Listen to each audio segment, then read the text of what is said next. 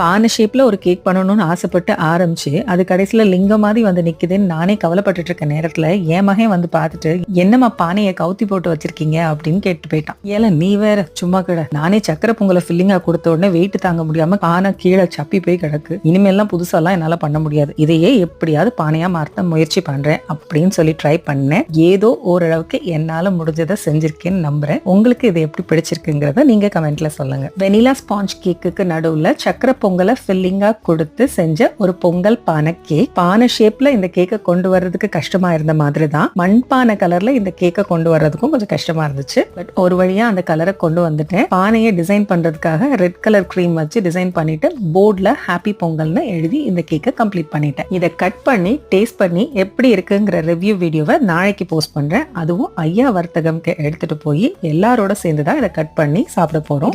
எப்படி இருக்கும்னு எனக்கும் ஐடியா இல்ல. So let's wait and watch.